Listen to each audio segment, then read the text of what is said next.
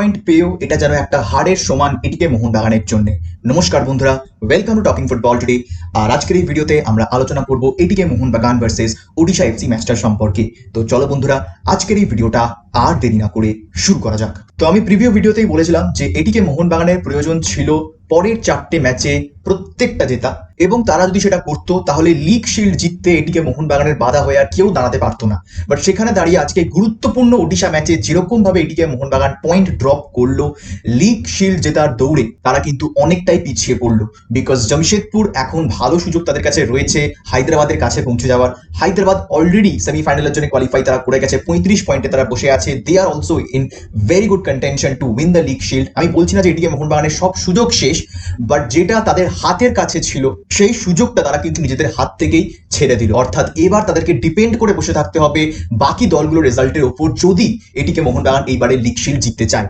Odisha FC again turned out to be a very strong opponent for a team like এটিকে মোহনবাগান, এবং আজকে সত্যি বলতে খেলা দেখে কিন্তু একেবারেই মজা আসেনি। বিকজ আজকে এটিকে মোহনবাগান মানে সেরকম গোলের সুযোগও তৈরি করতে পারেনি যেরকমটা অ্যাটলিস্ট আমরা আগের ম্যাচগুলোতে দেখছিলাম যে তারা সুযোগ তৈরি করছে। সেখানে দাঁড়িয়ে আজকে ওডিশার ডিফেন্স এবং ওডিশার মাঝমাঠ এত ভালো খেলেছে যে সেখানে দাঁড়িয়ে I think it was very difficult for এটিকে Mohun Bagan to break there defence. এবং যেখানে ওডিশা দে আর one of the worst defensive side, সেরকম একটা দলের এগেনস্ট এটিকে মোহনবাগানের যে এরকম পারফরমেন্স হবে এটা কিন্তু আমি একেবারেই এক্সপেক্ট করিনি। গোয়িং ফরওয়ার্ড এটিকে মোহনবাগানের কোনো প্ল্যানিং আমি দেখতে পাইনি, এবং এরই সাথে তো চোটের কারণে অর্ধেক প্লেয়ার্সদেরকেই আনফিট মনে হচ্ছে। সন্দেশ ঝিঙ্গান থেকে শুরু করে লিস্টন কোলাসো, এরা তো পুরো 90 মিনিট খেলতেও পারলেন না। লিস্টন তো একটা চোট নিয়ে খেলছেন, তো যদিও লিস্টন নিজে মনে করেছিলেন তিনি খেলতে পারবেন, বাট তারপর তিনি উঠে পড়লেন। তো সেখানে লিস্টনকেও আজকে আমরা গোটা ম্যাচ দেখতে পারিনি, বিকজ তিনি একটা চোট নিয়ে খেলছিলেন। তো নিজের 100% লিস্টনও দিতে পারেননি, সন্দেশ ঝিঙ্গানও দিতে পারেননি। এবং এরই সাথে গোটা ম্যাচে আই থিঙ্ক সব থেকে বেস্ট মোমেন্টস গুলো প্রথম 10 মিনিটেই হয়ে গেছে। মানে আজকে আমার কিছু বলারই নেই। এটিকে মোহনবাগান প্রথম 10 মিনিট যে ফুটবলটা খেলেছিল সেটা যদি তারা গোটা 90 মিনিট ধরে রাখতে পারতো তাহলে কিন্তু আজকে এটিকে মোহনবাগান ওডিশাকে অনেক চাপে রাখতে পারতো। বাট পরে যত সময় এগিয়েছে ওডিশা কিন্তু ধীরে ধীরে ম্যাচটার মধ্যে সেটেল করেছে, গেমটাকে কন্ট্রোলের মধ্যে এনেছে। এবং কোথাও একটা গিয়ে আমি অন্তত এখানে দোষ দেবো এটিকে মোহনবাগানের মাঝমাঠকে। বিকজ দেখো, আমি সব মানলাম যে এটিকে মোহনবাগান একটা ভীষণ ভালো অ্যাটাকিং সাইড, বাট সেখানে দাঁড়িয়ে যেখানে দেখা যাচ্ছে পরিষ্কারভাবে যে ওডিশার মাঝমাঠ ম্যাচটাকে কন্ট্রোল করছে, সেখানে দাঁড়িয়েও কিন্তু বেশিরভাগ মোমেন্টস আমরা দেখতে পাচ্ছিলাম যে মাঝমাঠে যখন একটা প্লেয়ার বল পাচ্ছে এটিকে মোহনবাগানের, তখন সেই মাঝমাঠের প্লেয়ার কাকে বলটা বাড়াবে সেটা তিনি বুঝতে পারছেন না। বিকজ তাকে সাপোর্ট দেওয়ার জন্য মাঝমাঠে আর কোনো প্লেয়ার নেই, সব প্লেয়ার উঠে পড়েছে সামনে ফ্রন্ট লাইনে। আমি একটা টাইমে দেখছিলাম যে এটিকে মোহনবাগান 3-1-5 ফরমেশনে খেলছে, 3 জন ডিফেন্সে রয়েছে, একজন মাঝমাঠ সামলাচ্ছেন এবং 5 জন সামনে অ্যাটাক করছেন। প্রীতম, মানভীর, কাউকো, বুমু, লিস্টন সবাই উঠে পড়েছে সামনের দিকে। তো এরকম একটা মোমেন্টসে মাঝমাঠ থেকে যদি বলটা সামনের দিকে এগোতেই এটিকে মোহনবাগান না পারে, তো মানে খুবই স্বাভাবিকভাবে ওডিশা এফসি বলটা তাদের থেকে ছিনিয়ে নেবে। এবং সেখান থেকে ওডিশা আজকে অনেক কাউন্টার অ্যাটাক্স করেছে, ওডিশা আজকে অনেক ব্যালেন্সড ফুটবল খেলেছে, অনেক ডিসিপ্লিন ফুটবল খেলেছে, যেই কারণে তারা কিন্তু আজকে মানে এটিকে মোহনবাগানকে খুব ভালোভাবে এবং খুব অনেক কমফোর্টেবলি আটকে দিয়েছে। এবং আমি বারবার বলছিলাম যে এটিকে মোহনবাগানের সব থেকে বড় স্ট্রেংথ হচ্ছে উইং প্লে। সেখানে দাঁড়িয়ে আজকে এটিকে মোহনবাগানের উইং প্লে আগের দিন কেরালা ব্লাস্টার্সের মতনই কিন্তু ওডিশাও আটকে দিয়েছে, এবং সেই কারণে প্রপার কোনো প্ল্যান বি না থাকার জন্য এটিকে মোহনবাগান আর ওডিশাকে চ্যালেঞ্জও করতে পারেনি গোটা ম্যাচে। প্রপার এক্সিকিউশন তো গোলের সামনে হয়নি, এছাড়াও কিন্তু মিসপাস থেকে শুরু করে প্রপার আন্ডারস্ট্যান্ডিং প্লেয়ারদের মধ্যে সেটাও কিন্তু কোথাও একটা গিয়ে আজকে ভীষণ বাজে লেগেছে এটিকে মোহনবাগান প্লেয়ারদের। এবং এটার কারণ কি সেটা কিন্তু আমার মনে হয় যে বোঝা অত্যন্ত ডিফিকাল্ট, এবং এটার একমাত্র কারণ আমি এটাই খুঁজে বার করতে পারছি যে Odisha were just brilliant today in their execution of their own plans.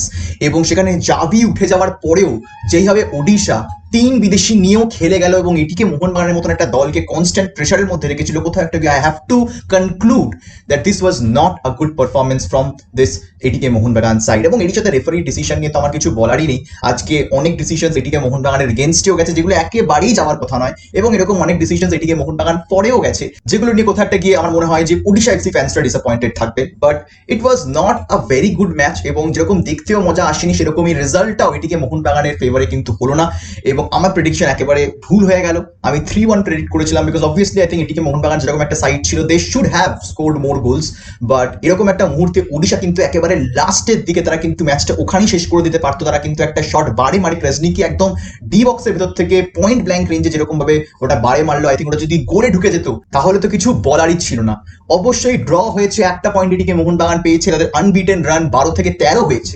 But কোথাও একটা গিয়ে this doesn't hold any value. কেউ আমার মনে হয় না যে এইগুলো নিয়ে খুশি থাকবেন, because at the end of the day এটিকে Mohun Bagan went for those 3 points. এবং এর সাথে তো রয় কৃষ্ণার লাল কার্ড রয়েছে, মানে রয় কৃষ্ণা নামলেন মাঠের মধ্যে, obviously I think he has not yet reached that level of fitness, because এখনো কিন্তু কৃষ্ণার মুভমেন্ট আমার মনে হয় কোথাও একটা গিয়ে আগের মতন আর নেই। এবং সেখানে অলরেডি মানে এটিকে মোহনবাগান যেরকম ভাবে চাপে ছিল, কৃষ্ণাও ফ্রিলি কিন্তু খেলতে পারেনি গোটা ম্যাচটা। এবং সেখানে হলুদ কার্ড তিনি প্রথমে দেখেন, তারপরে আবার লাল কার্ড দেখলেন, বিকজ একটা ক্লিয়ার কাট ভালো কাউন্টার অ্যাটাকের চান্স ওডিশার, সেটাকে তিনি আটকে দিয়েছিলেন ফাউল করে প্লেটটির উপর। আমি এই মুহূর্তে নাম মনে করতে পারছি না কার উপর ফাউলটা হয়েছিল, but it was an obvious red card, সেটাতে কিছু বলার নেই। বাট এই ম্যাচটা এটিকে মোহনবাগানের জেতা উচিত ছিল, বাট সেটা সম্ভব হয়নি। এবার অবশ্যই হবে লিগ শিল্ডের রেসে এটিকে মোহনবাগান কিন্তু পিছিয়ে পড়লো, এবং একেবারে মনে হচ্ছে যেন গতবারের রিপিট, যেখানে এটিকে মোহনবাগান নিজের দোষে কিন্তু মানে আমার কোথাও একটা গিয়ে মনে হয় যে নিজের হাতের বাইরে জিনিসগুলো ফেলে দিচ্ছেন অন্য টিমদের উপর, তাদেরকে ডিপেন্ডেন্ট থাকতে হবে। হায়দ্রাবাদের জন্য টাফ ফিক্সচার্স সামনে রয়েছে, জামশেদপুর ম্যাচ রয়েছে, মুম্বাই ম্যাচ রয়েছে, জামশেদপুরের জন্য টাফ ফিক্সচার্স সামনে রয়েছে, বিকজ জামশেদপুরকে এটিকে মোহনবাগানকেও খেলতে হবে এবং এর সাথে হায়দ্রাবাদকেও খেলতে হবে। So both this teams have difficult ফিক্সচার্স ahead, but এটিকে Mohun Bagan could have taken an advantage on both of this teams, but সেটা এখন আর তারা কিন্তু পারবে না। তো সেই কারণে দেখা যাক। অবশ্যই ভাবে সমর্থকরা জানিও যে তোমরা কিরকম ভাবে দেখছো এই ম্যাচটাকে। I think the players played well, specially আমরা যদি অমরিন্দরের কথা বলি বা ডিফেন্সে তিরির মতন প্লেয়ারদের কথা বলি, they played well, but again ডিফেন্সে প্রীতম কোটাল আজকে কোথাও একটা গিয়ে অফ লেগেছে, এবং ডিসিশন মেকিং এর ক্ষেত্রে আমার মনে হয় যে সামনে ফরওয়ার্ডসরাও সেরকম ভাবে প্রপার এক্সিকিউশন করতে পারেনি। হুগো বুমুকে আজকে অফ লেগেছে। হুগো বুমু যেরকম ভাবে ফুটবল খেলেন, তার ফার্স্ট টাচ আজকে ভীষণ বাজে ছিল ম্যাচের প্রথম মিনিট থেকে।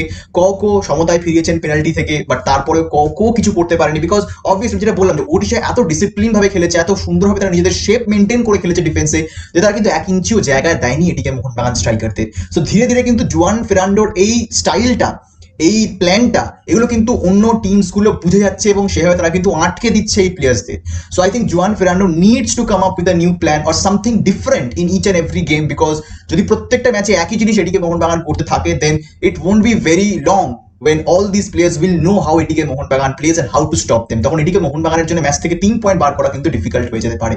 So there has to be plan B, plan C, যখন প্ল্যান এ তোমার কাজ করবে না, বাট সেটা আনফরচুনেটলি আমি আজকের এই ম্যাচে কিন্তু দেখতে পাইনি। তো আজকে এখানে শেষ করলাম ভিডিওটা। অবশ্যই হবে তোমরা জানিও তোমাদের মতামত আমায় কমেন্ট সেকশনে। দেখা হবে তোমাদের সাথে পরের ভিডিওতে, আর এই ভিডিওটা দেখার জন্য তোমাদের সবাইকে জানাবো ধন্যবাদ।